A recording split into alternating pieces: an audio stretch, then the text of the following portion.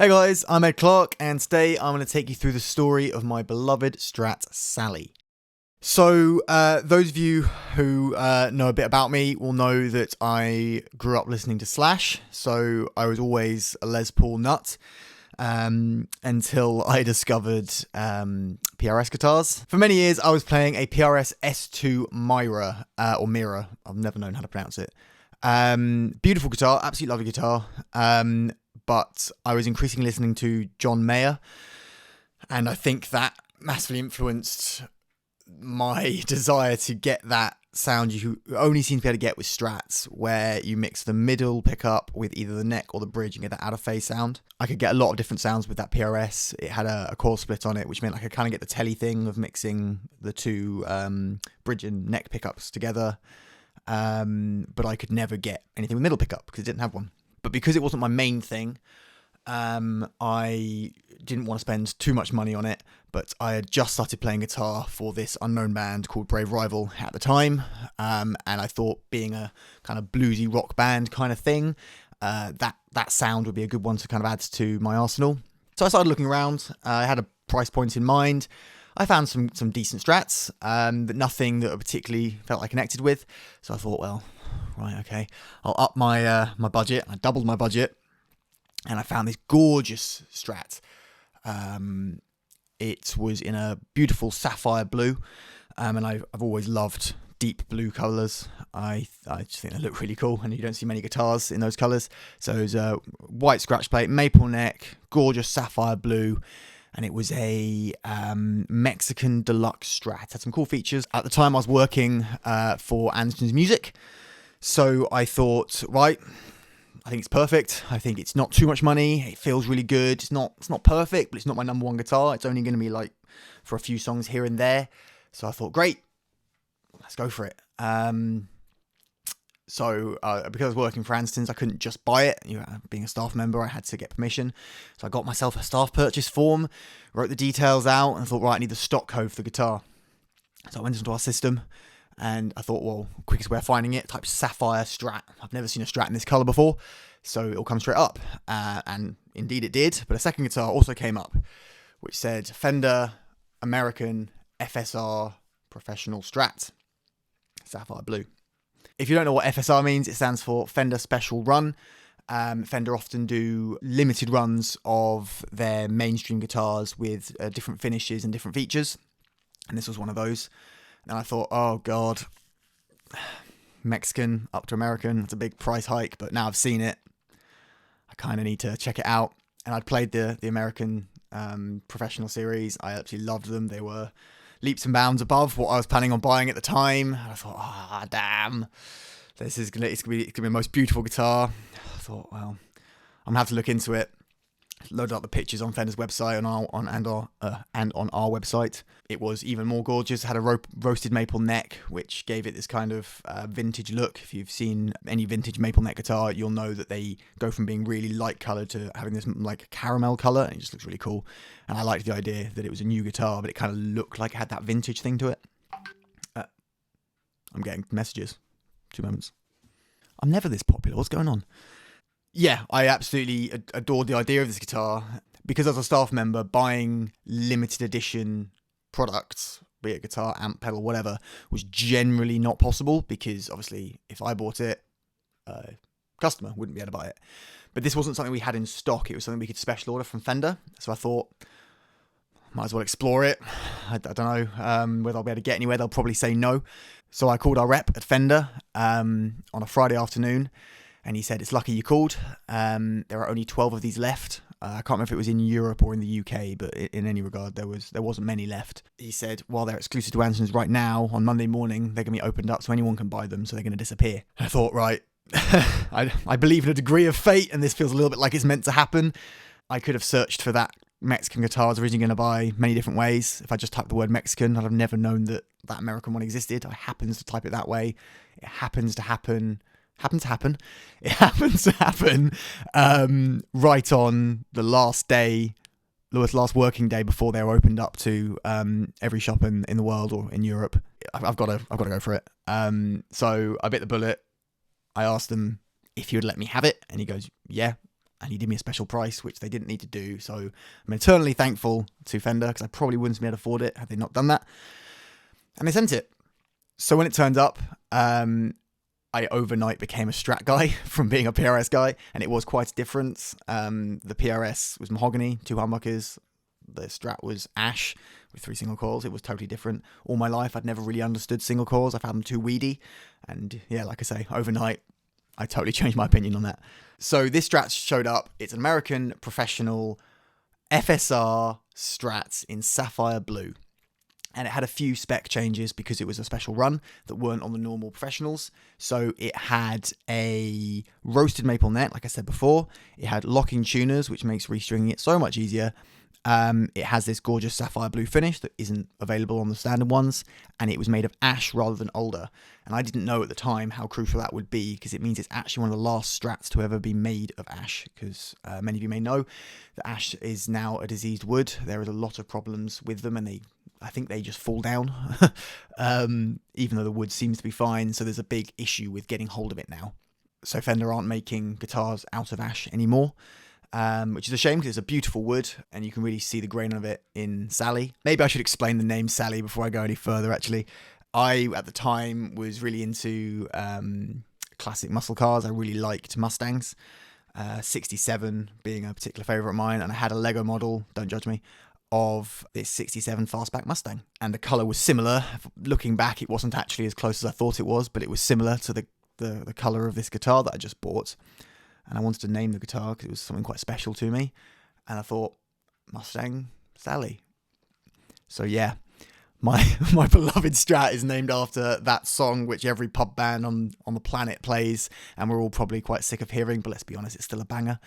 So that's where Sally got her name.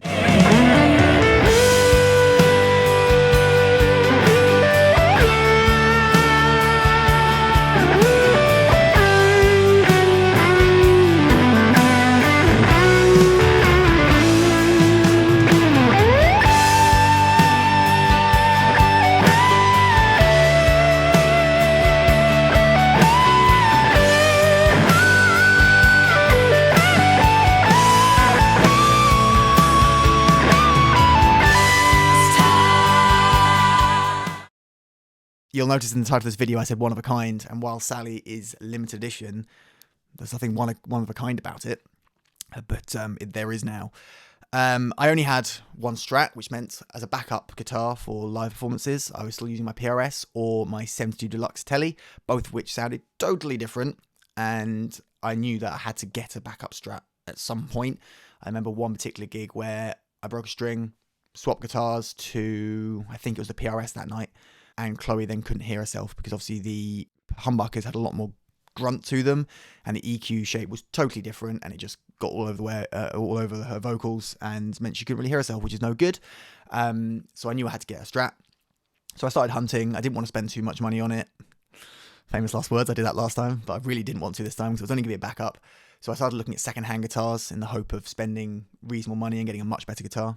And in Anston's one day, I found a Mexican Roadhouse Deluxe Strat in antique white, I believe. It had noiseless pickups and a preamp in it, which I've never seen another guitar, and I don't believe Fender have ever put the V6 rotary preamp in another guitar. So it had a volume knob as normal. It had a single tone knob, unlike most Strats, and the second tone knob, the one in the middle, is actually a 6-way rotary switch. And that was to control the level of boost from the preamp, which of course I leave at maximum, obviously. And it was brilliant. I changed the pick guard to this lovely carved wood one because I wasn't a big fan of the mint green on the antique white. And that is the guitar that I now use as my backup, called Dave.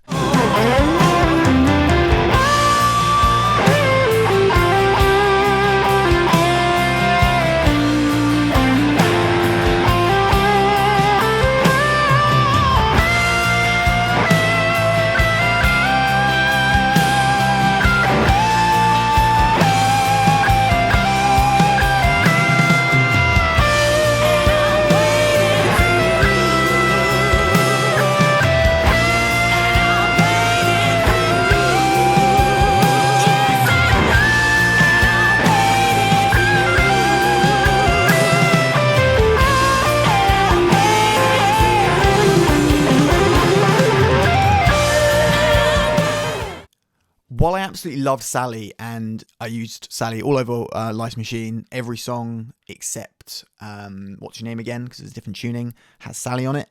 But I was having issues at certain gigs where, depending on what lights they were using, if they had a hearing aid loop in the building, all sorts, was causing issues with the single coil pickups, because I used relatively high levels of gain, and it was just causing me real issues. There's the one that really was the tipping point is a gig in Fleet at the Harlington a few years ago, which there are videos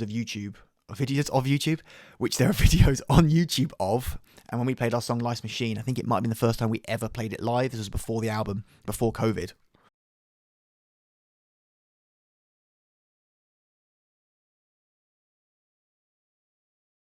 It had this horrible hum the entire way through the gig, and we found it in soundcheck.